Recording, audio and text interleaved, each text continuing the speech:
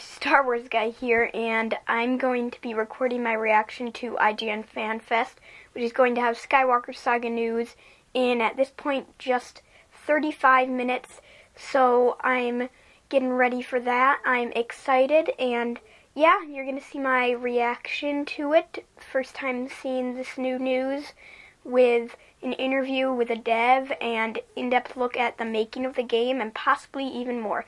So stick around. We are now 5 minutes away from the event beginning. I'm getting hyped. It's finally launching on Alrighty, here we go. Here we go. I'm listening. Wait that long just to see more. Let's get an exclusive behind-the-scenes look at the making of the game, and then talk to its creative director to see if we can get to spill some of the secrets of the Skywalker saga. This isn't new footage yet. Okay. Behind the scenes look. Okay. New. I've been a massive fan of Lego and Star Wars since I was very young. There's lightsabers, there's spaceships, there's weird aliens. It was just a privilege to be able to work on a game. Wow. It's just a franchise that spans Neat. all generations. Gonna make the jump to light speed. That was quite a bit of new footage there. As soon as we started talking about doing a new Lego Star Wars game, the ambition swelled. Because as fans, we love all the movies. And to have the opportunity to tell the whole saga from episode 1 all the way through to episode 9, Nice. we New knew we footage had again. to take it further than we'd ever been. Yeah. We started off by having regular meetings with Lego and Lucasfilm. Ooh, that's a lot. Discussing just everything about the That's visual a lot. design of Star Wars. What That's a lot makes to a break Star down. Wars game. Look how at we that. might integrate Lego into concept this art. game. They That's gave cute. us access to all of their libraries, which was the greatest thing to be able to dig into. Look at that. Yes. The Yes. storytelling throughout Lego Star Wars is incredible and filled with jokes and funny moments. Because in a Lego game, we have freedom. You can use the humor and we can spin it. So Han Solo is still being Han Solo, but he might have a banana instead of a blaster or something.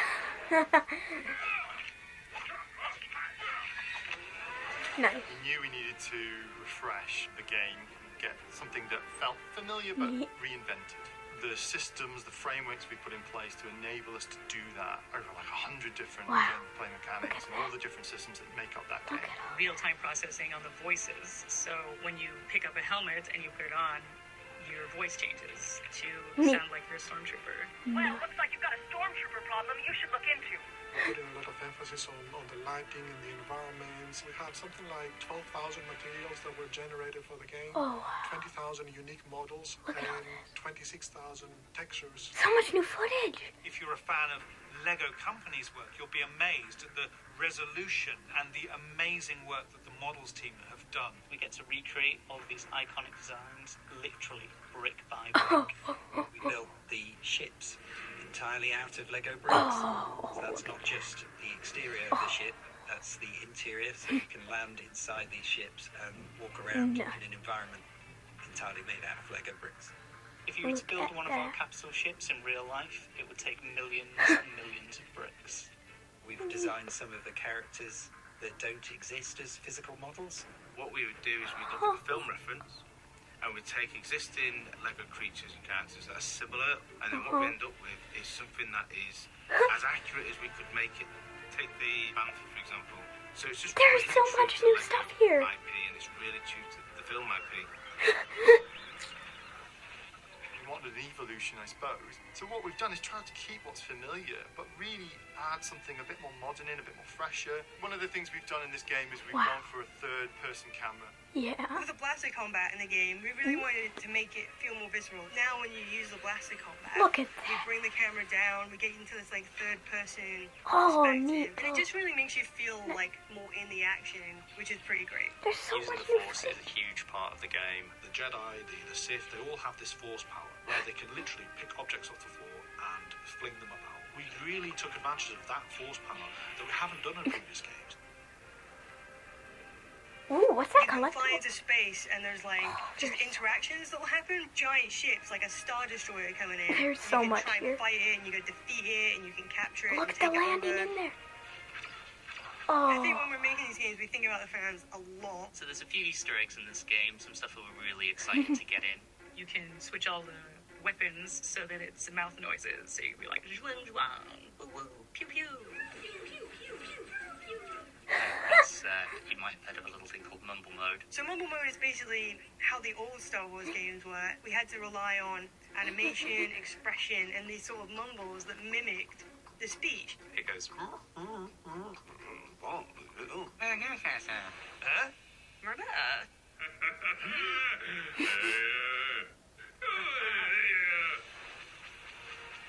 look at Seeing this. the work There's so together much. on a scale like this really makes it feel like it's something special. This is the ultimate experience. There is of so going much new everywhere in footage. the universe as whatever character you want, and really being in Star Look at those Wars. NPCs. And I can't wait for players to see the hard work.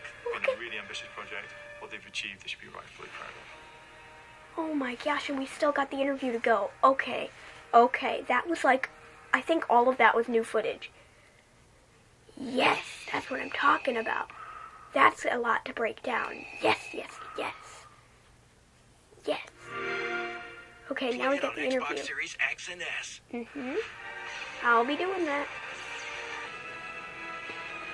9 movies, 45 years, and millions of Lego bricks later, Lego Star Wars The Skywalker Saga is almost here to bring it all together on your favorite video game console. Here to tell me more is Jonathan Smith, head of production at TT Games. All right. Thank you so much for joining us, Jonathan.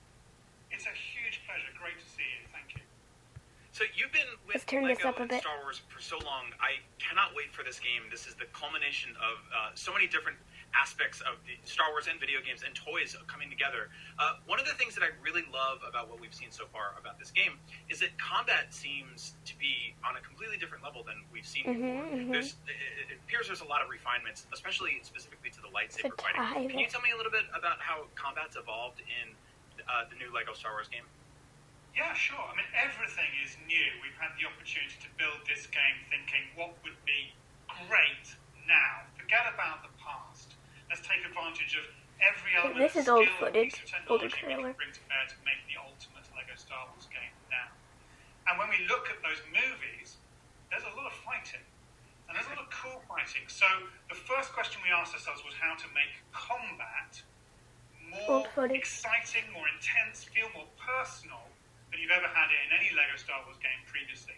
And for the lightsaber characters, it's really important that we move the camera to put you closer to the characters, so you really feel the intense impact of every blow. We've also added a combo system, new counter moves, and a new mechanism for boss encounters, big lightsaber duels that really get you right up to the end. That was all. I really love that because these are, it's a very difficult sort of balance to find a way to make these games feel intense and personal, but also kind of fun and toyetic. So it's really cool to see that approach taken specifically to the lightsaber stuff. I mean, every single person who loves Star Wars loves it for different reasons, but I think everyone agrees that lightsaber fights are one of the coolest things in the history of film. So seeing that in a game with a little bit more playability and control is really cool.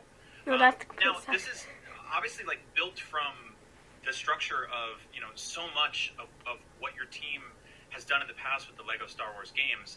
But there are a lot of the original aspects of these games, the complete saga, the Lego Star Wars games that I grew up playing. How are these levels brought in to the new game, to the new engine? Like, what is the sort of level of bringing those things back into the current form now? Or are you building them completely from scratch this time around? It's all new. We started again. Of course, we have the memory, that feeling. As you say, we played those games for hundreds, thousands of hours now. So we know what a Lego Star Wars game feels like. It's still old footage. But we built everything afresh because we've learned so much over more than a decade of making these Lego games. There were new things we wanted to try and a bigger canvas than we've ever had before with all 9 movies. So while we remember those great levels from the previous games, everything here started from a blank sheet of paper and looking carefully at the movies and asking the question, what would be the best way to bring this action to life. One of the things I saw from the trailers is it seems like there's even more sort of rideable vehicles. I guess we could call them, I don't know if we want to call a Tauntaun or a Dewback a vehicle, but I guess theoretically they are, right? And we've seen AT Walkers. Yeah. I don't need a ride jump on board them, so no, it's absolutely fine. The ride-ons, the big ships, the small vehicles from the single trooper aerial platforms in Theed from Episode 1 through the land speeder in Mos Eisley, Mos Espa, Jundland Wastes in Episode 4. We've got hundreds of different ways to get across the big environments that you'll find yourself in this game. You talked about the levels from that original game, and we do have action set pieces, choreographed moments of high-intensity action and chases in this game. But a lot of what you'll do in your pursuit of the story and beyond is to explore open planetary environments and spaces within spaceships that we've built entirely out of Lego. So there are all kind of ways to traverse all these different spaces that we have in Lego Star Wars and Skywalker Saga.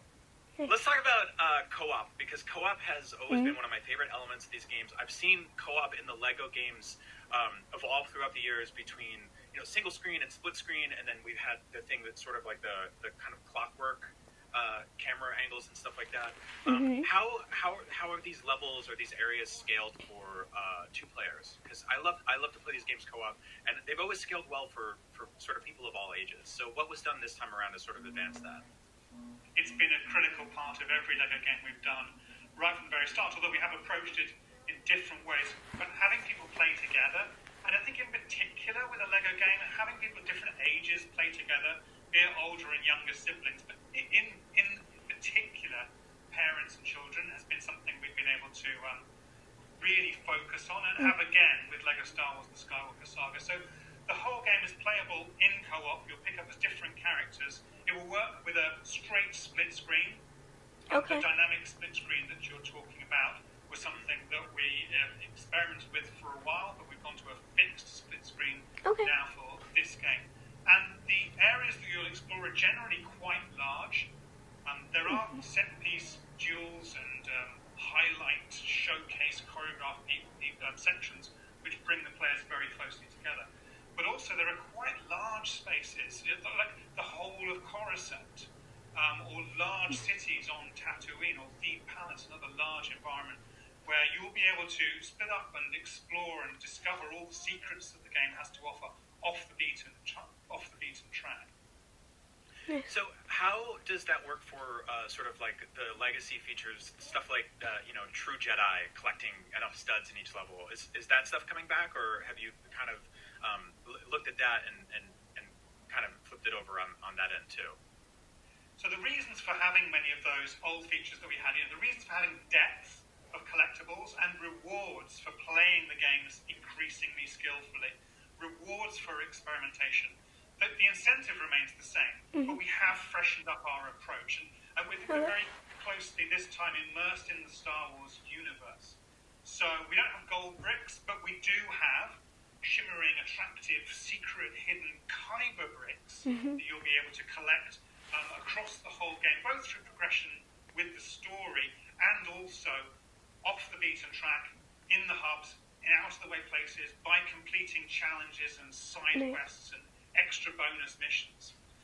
You asked about True Jedi. Yeah, similarly, we're going to encourage people to replay the levels, get extra rewards, but now through setting them specific challenges that they can undertake, as well as having, we do still have mini kits, exactly as we had them before, so you can collect those, because collecting and then unlocking more vehicles for you to play with, more spaceships for you to fly with, and more characters for you to control and take around through these wonderful spaces is still core to what we're trying to offer. We got a glimpse at what looked to me like a galaxy map of sorts in one of the recent trailers, which makes it seem like players will be able to hop from planet to planet. Obviously, in the original trilogy game, we had the kind of the Cantina hub linking everything together. Tell me what this is all about. The galaxy map looks so cool. I think everything you were imagining, was in our imagination when we thought of being able to travel across the Lego Star Wars galaxy to bring that entire space to life. So we've got 23 planets, and you can, through the galaxy map, fly from one to the other, land on that planet in one of 28 different landing zones. And the story will take you in a progression from planet to planet, from location to location. There'll be gameplay on the planets, in the open hub areas, and then through levels as well. And that takes you, as well as on the planets, through space. So there is gameplay out in outer space, beyond the planets. There are all kinds of missions that you'll undertake in the local space environments as you skip around. Again, pursuing the story, you can choose whichever of the sagas you want to start, be it episode 1, episode 4, or episode 7, and unlock new story that way. Or you can choose, as you unlock new planets and new spaces, to go back and explore in free play, to take control of different ships and characters. Just zoned out there for a second thinking about a possible demo. Where are they? Saga. Yeah, the galaxy map and the data pad that supports it is going to be a central repository of information and tools to help you get the most out of discovering that huge space, our biggest ever game. Yes, that's my response. I'm just very happy about that. Okay, so I'm gonna get in a little bit more detailed here. The Lego games, for me, one of the coolest things about them is they've recaptured that sort of feeling that I have collecting Star Wars toys, right? Like there are just tons and tons of different minifigs and characters and ships and stuff that you can unlock. This is for pretty much every Lego game you've made. There's been a deep roster, whether it's Jurassic Park or Indiana Jones, characters that are in the back corners end up playable in these games. Star Wars, especially for what you guys are taking on, which is 9 films, has some of the probably the biggest roster of anything in history. How did you attempt to get as many characters as you could in there? How did that process work? I mean, always, because we love, like you, these characters, these stories, these worlds. There's a huge amount of passion and love that means we want to put them all in our own hands and in the hands of players. And we've got an incredibly talented and hard-working team who've been working now for years with scrupulous and incredible attention to detail to really get the most out of the characters that are available. And there are hundreds of characters available. Now, we have to balance in some of those discussions the exuberance of a team who really would like to create every single individual that's ever been seen on celluloid in any Star Wars movie ever, with sort of practicality and a player's sense of, look, there's a point where I have to finish the game. And there's a point also where we want to make sure that these characters are meaningfully differentiated from each other. But that has enabled us to go within the scope of this, our biggest ever game, really deep. I mean, even as we've been split up now for a while, working from home primarily, I think I was able to sense the disturbance in the Force as though a million voices had cried out in delight at the moment we confirmed that we did actually have Yaddle playable in the game. The design, such the intensity of feeling from amongst the team when we had that approved that I could sense it all the way from home. Yeah, that was confirmed a while back. From previous games as well, of course, the Gonk droid, the G&K Power droid is an important, iconic character in any Lego Star Wars game. And we'll go even further than that.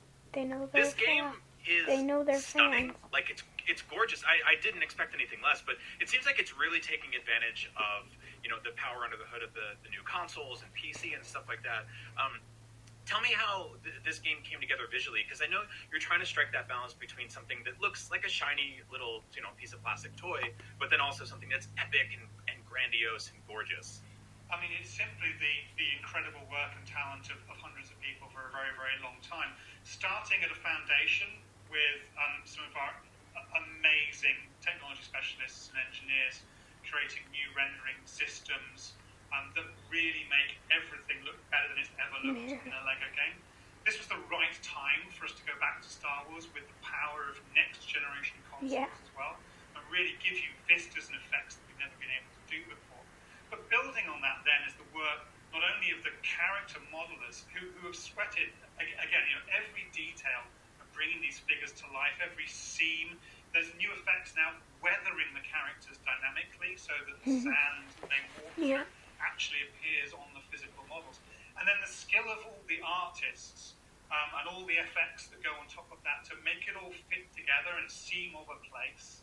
So you know you're in a Lego world, and this isn't much new information, just slightly more in depth on info. So it feels still Lego.